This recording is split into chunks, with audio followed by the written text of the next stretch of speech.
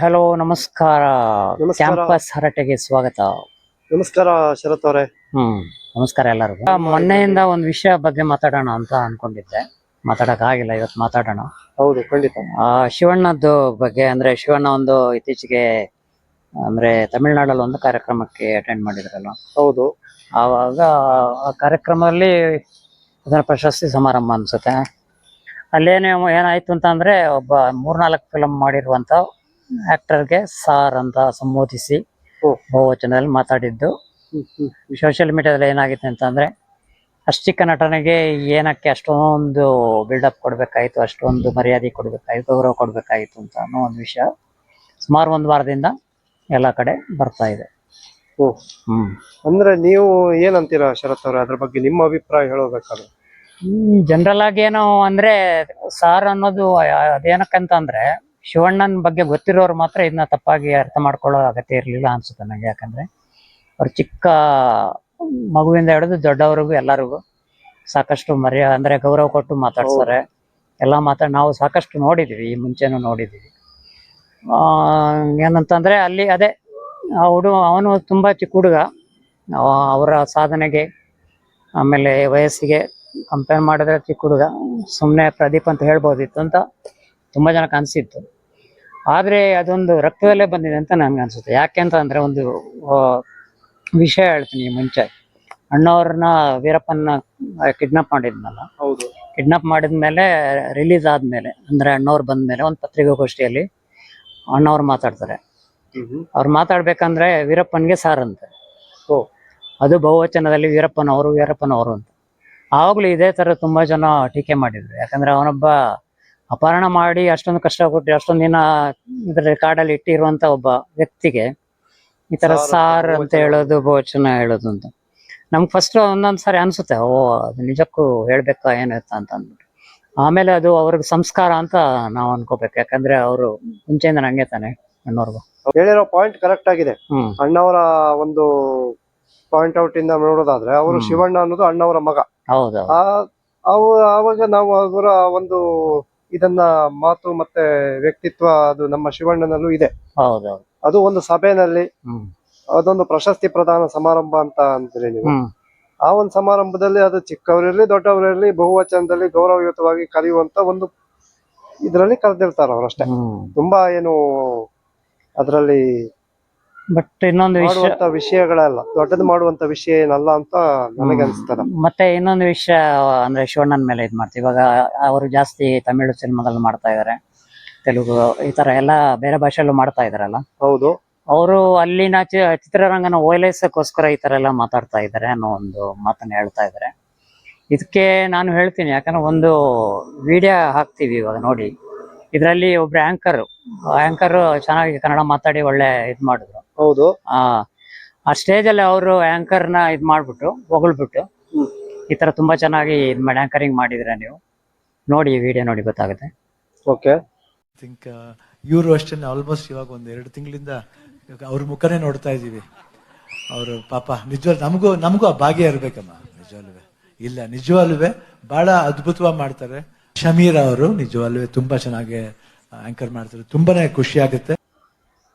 ನೋಡಿದ್ರಲ್ಲ ವೀಕ್ಷಕರೇ, ವಿಡಿಯೋ ನೋಡಿದ್ರಲ್ಲ. ಇದರಲ್ಲಿ ಆಕ್ಚುಲಿ ಅವ್ರಿಗೆ ಏನ್ ಬೇಕಾಗಿತ್ತು, ಆಕ್ಚುಲಿ ಹೊಗಳೋ ಅಂತ ಅಗತ್ಯ ಇರ್ಲಿಲ್ಲ ಆಂಕರ್ನ. ಹೌದು. ಹೊಗಳಿದ ಕೂಡಲೇ ಅವ್ರಿಗೇನು ಹೊಸ ಮೂವೀಸ್ ಏನು ಬರಲ್ಲ. ಯಾಕಂದ್ರೆ ಅದು ಏನಾದ್ರು ಅವ್ರಿಗೆ ಮನಸ್ಸಿಗೆ ಅನ್ಸಿದ್ರೆ ಆವಾಗ್ಲೂ ಹೇಳ್ಬಿಡ್ತಾರೆ ಅವ್ರು. ಯಾಕಂದ್ರೆ ಚಿಕ್ಕವರಾಗ್ಲಿ ದೊಡ್ಡವರಾಗ್ಲಿ. ನನ್ಗೆ ಒಂದ್ಸಾರಿ ಅನ್ಸಿತ್ತು, ಈ ನವಾಜ್ ಗೊತ್ತಲ್ವಾ? ಹೌದು. ಸಿನಿಮಾದಲ್ಲೆಲ್ಲ ರಿವ್ಯೂ ಕೊಡ್ತಾರೆ. ಅವನ ಬಗ್ಗೆ ಒಂದ್ಸರಿ ಹೊಗಳಿದ್ರು. ಅಂದ್ರೆ ಅವ್ನ ಇಮಿಟೇಟ್ ಮಾಡೋದು ಅದೆಲ್ಲ ಮಾಡ್ತಾ ಇದ್ರು. ಅಂದ್ರೆ ಶಿವಣ್ಣ ಎಷ್ಟೊಂದು ಎಲ್ಲಾನು ಗಮನಿಸ್ತಾರೆ, ಎಲ್ಲಾನು ಅಂದ್ರೆ ಮನಸ್ಸು ಬಿಚ್ಚು ಇದ್ ಮಾಡ್ತಾರೆ. ಯಾರೇ ಆಗ್ಲಿ ಅವರಿಗೆ ಪ್ರೋತ್ಸಾಹ ಕೊಡ್ತಾರೆ. ಶಿವಣ್ಣ ಹೇಗೆ ಅಂದ್ರೆ ನಿಮ್ಗೆ ಗೊತ್ತಿರುತ್ತೆ, ಅವರು ಚಿಕ್ಕವರೊಟ್ಟಿಗೆ ಚಿಕ್ಕವರಾಗಿಯೂ ದೊಡ್ಡವರೊಟ್ಟಿಗೆ ದೊಡ್ಡವರಾಗಿ ಹೇಗ್ ಬೇಕೋ ಹಾಗೆ ಅವರು ಇದ್ ಮಾಡ್ತಾರೆ. ಅವರು ಚಿಕ್ಕವರು ದೊಡ್ಡವರು ಎಲ್ಲರೊಟ್ಟಿಗೆ ಬೆರೀತಾರೆ. ಹೌದೌದು. ಯಾರನ್ನು ಅವರು ಇದ್ ಮಾಡಲ್ಲ. ಯಾರೇ ಒಂದ್ ಸಮಾರಂಭಕ್ಕೆ ಕರೆದ್ರು ಬರ್ತಾರೆ, ಸಮಾರಂಭಕ್ಕೆ ಕರೆದು ಮನೆಗೆ ಕರೀತಾರೆ. ಆಮೇಲೆ ಇನ್ನೊಂದು ನನಗೆ ನೆನಪಾಗ್ತದೆ, ಡಾಕ್ಟರ್ ರಾಜ್ಕುಮಾರ್ ಅವರು ಅವಾಗ ಸಿಲಿಲಲ್ಲಿ ಅಂತ ಒಂದು ಸೀರಿಯಲ್ ಬರ್ತಾ ಇತ್ತಲ್ಲ.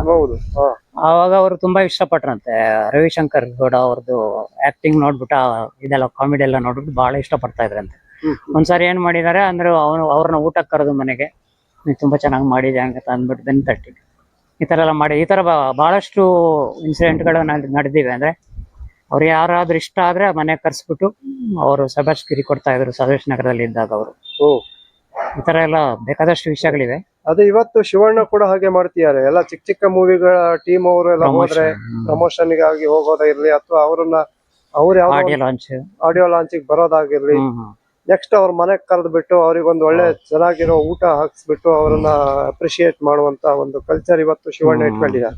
ಯಾಕಂದ್ರೆ ಮೊನ್ನೆ ಟಾಕ್ಸಿಕ್ ಟ್ರೈಲರ್ ರಿಲೀಸ್ ಆಯ್ತಲ್ಲ. ಹೌದು, ಅಂದ್ರೆ ಯಾರನ್ನೂ ಕರೆದಿರ್ಲಿಲ್ಲ ಅವ್ರು. ಆಕ್ಚುಲಿ ಎಷ್ಟು ಮನ್ಸು ಮಾಡಿದ್ರೆ ಬೇರೆ ಭಾಷೆಯಿಂದನೂ ಕರೆಸ್ಬೋದಾಯ್ತು ಹೌದು, ಮುಖ್ಯ ಅತಿಥಿಯಾಗಿ, ಅಥವಾ ನಮ್ಮಲ್ಲೇ ಒಂದಷ್ಟು ಜನ ಕರೆಸ್ಬೋದಾಯ್ತು. ಯಾಕೆ ಶಿವಣ್ಣನ ಮೇಲಿನ ಪ್ರೀತಿಯಿಂದಾಗಿ ಅವ್ರೊಬ್ರನ್ನೇ ಕರೆಸಿದ್ರು ಅವತ್ತು. ನೆನಪಿದೆ ನಿಮಗೆ? ಹೌದು, ಹೌದು. ಹೌದು. ಮತ್ತೆ ಆ ಶಿವಣ್ಣ ಎಷ್ಟು ಸಿಂಪಲ್ ಆಗಿ ಮಾತಾಡಿದ್ರು. ಎರಡೇ ಮಾತುಗಳಲ್ಲಿ ಎಲ್ಲಾ ಆಕ್ಟರ್ಗಳ ಬಗ್ಗೆ ಅಥವಾ ಯಶ್ ಅವರ ಬಗ್ಗೆ ಎಷ್ಟು ಖುಷಿಯಾಗಿ ಮಾತಾಡಿದ್ರು ಅವ್ರು. ಇನ್ನೊಂದು ನೆನಪಿದೆ, ಯಾವಾಗ್ಲೂ ತಮ್ಮ ತಮ್ಮ ಅಂತ ಇರ್ತಾರೆ. ಅವ್ರದ್ದು ಆಕ್ಚುಲಿ ಬಜರಂಗಿ ಟೂನ ಇರ್ಬೇಕಲ್ಲ. ಹೌದು, ಆ ಟೈಮಲ್ಲೂ ಯಶ್ನ ಅತಿಥಿಯಾಗಿ ಕರೆದಿದ್ರು. ಅದು ಪುನೀತ್ ರಾಜ್ಕುಮಾರ್ ಅವರು ಕಾಲ ಹೋಗೋ ಒಂದು ದಿನ ಮುಂಚೆ 3 ಜನನು ಸ್ಟೇಜ್ ಅಲ್ಲಿ ಡ್ಯಾನ್ಸ್ ಮಾಡಿದ್ ಇನ್ನು ಕಣ್ ಕಟ್ಟಿದಂಗಿದೆ ಅದು. ಹೌದು, ಹೌದು. ಇದೆಲ್ಲ ನೋಡಿದ್ರೆ ಅಂದ್ರೆ ಶಿವಣ್ಣ ಒಬ್ಬ ದೊಡ್ಡ ಅಣ್ಣನಾಗಿ ಚಿತ್ರರಂಗದಲ್ಲಿ ಇದೆಲ್ಲ ಮಾಡ್ತಾರೆ, ಪ್ರೋತ್ಸಾಹ ಕೊಡ್ತಾರೆ. ಎಸ್, ಒಂದೊಂದ್ಸರಿ ಅದು ಜನರಲಿ ಅವರವರ ಪಾಯಿಂಟ್ ಆಫ್ ವ್ಯೂ ಅಲ್ಲಿ ಅನ್ಸ್ಬೋದು. ಅವ್ನು ಪ್ರದೀಪ್ ರಂಗನಾಥ್ ಏನೋ 4 ಫಿಲಂ ಮಾಡಿದ್ದಾನೆ, ಒಳ್ಳೆ ನಟ ಇರ್ಬೋದು, ಒಳ್ಳೆ ನಿರ್ದೇಶಕನು ಕೂಡ ಅಂತೆ. ಹೌದು. ಬಟ್ ಆದ್ರೂ ಅಷ್ಟೊಂದು ಹೊಗಳ ಅಗತ್ಯ ಇಲ್ಲ ಅಂತ ಅವರವರ ಭಾವಕ್ಕೆ ಅವರವ್ರು ಹೇಳ್ತಾ ಇದಾರೆ. ನೀವೀಗ ಆಯಾ ರಾಜ್ಯಕ್ಕೆ ಹೋದಾಗ ಅವರವರ ಇದಕ್ಕೆ ಕರೆಕ್ಟ್ ಆಗಿ ನಾವು ಮಾತಾಡ್ಬೇಕಾಗಿರುತ್ತೆ. ನಿಮ್ಗೊಂದ್ ಸಮಾರಂಭಕ್ಕೆ ಸನ್ಮಾನ ಮಾಡಕ್ಕೆ ಕರೆದಿದ್ರೆ ನೀವು ಆ ಸಂಸ್ಥೆ ಬಗ್ಗೆ ನೀವೇನೋ ಒಂದ್ ಒಳ್ಳೆ ಮಾತು ಹೇಳಲೇಬೇಕು. ಹೌದು, ನೀವು ಅದನ್ನ ಇಲ್ಲ ನಾವು ಹಂಗ್ ಹೇಳಕ್ ಆಗಲ್ಲ ಅಂತ ಹೇಳುದು ಸರಿ ಹೋಗಲ್ಲ. ಕೆಲವರು ಬೇರೆಯವ್ರಿಗೋಸ್ಕರ ಅವ್ರ ಗುಣನ ಬದಲಾಯಿಸುವ ಅಗತ್ಯನೂ ಇಲ್ಲ ಅಂತ ನನ್ಗೆ ಅನ್ಸುತ್ತೆ. ಯಾಕಂದ್ರೆ ಅವ್ರ ಹೆಂಗಿರ್ತಾರ ಹಂಗೆ ಇರ್ಲಿ. ಇನ್ನು ಮುಂದಿನ ದಿವಸಗಳಲ್ಲಿ ಇನ್ನು ತುಂಬಾ ಪಿಕ್ಚರ್ಗಳು ಬರ್ತಾ ಇದೆ. ಹೌದೌದು. ಈಗ ನಿಮ್ಗೆ ಗೊತ್ತಿರ್ಬೋದು, ಎ ಫಾರ್ ಆನಂದ್ ಬಗ್ಗೆ ಟಾಕು ಬರ್ತಾ ಇದೆ. ಹೌದೌದು. ಅದರಲ್ಲಿ ಮಾಧುರಿ ದೀಕ್ಷಿತ್ ನ ಕರೆಸ್ತಾರೆ ಅಂತ ಹೇಳಿ ಎಲ್ಲ ಸುದ್ದಿಗಳು ಬರ್ತಾ ಇದೆ. ಇನ್ನು ಫೈನಲ್ ಆಗಿ ಖಚಿತತೆ ಬರಬೇಕು.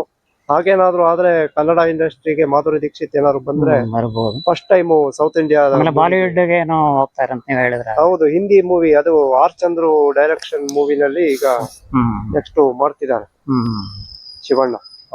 ಆ ಒಂದು ಮೂಲಕ ಅವರು ಬಾಲಿವುಡ್ ಗೆ ಹೋಗ್ತಿದ್ದಾರೆ. ಬಾಲಿವುಡ್ ನವರು ಈ ಶಿವಣ್ಣ ಅಭಿನಯವನ್ನ ಯಾವ ತರ ಅಕ್ಸೆಪ್ಟ್ ಮಾಡ್ಕೋತಾರೆ ಅದನ್ನ ಮುಂದಿನ ದಿವಸದಲ್ಲಿ ನೋಡ್ಬೇಕಾಗಿದೆ. ಒಟ್ಟು ಬೇರೆ ಚಿತ್ರರಂಗದವರು ಅವ್ರ ಟ್ಯಾಲೆಂಟ್ ಗೆ ತಕ್ಕಂತೆ ಒಂದಷ್ಟು ರೋಲ್ಗಳು ಕೊಡ್ಲಿ, ಖಂಡಿತ ಬಳಸ್ಕೊಳ್ಳಿ ಅಂತ ಜಾಸ್ತಿ ರೋಲ್ಗಳು ಸಿಗ್ತಾ ಇದೆ. ಅವರು ತುಂಬಾ ಆಕ್ಟಿವ್ ಆಗಿದ್ದಾರೆ.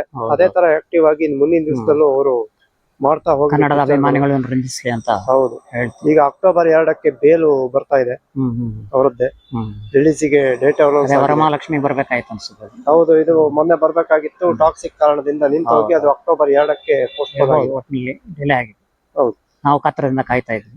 ನಾವು ಕೂಡ ಶಿವಣ್ಣ ಅವರ ಅಭಿಮಾನಿಯಾಗಿ ಅಥವಾ ಶಿವಣ್ಣ ಅವರ ಚಿತ್ರಗಳನ್ನು ನೋಡ್ಲಿಕ್ಕೋಸ್ಕರ ನಾವು ಕೂಡ ಕಾಯ್ತಾ ಇದ್ದೀವಿ.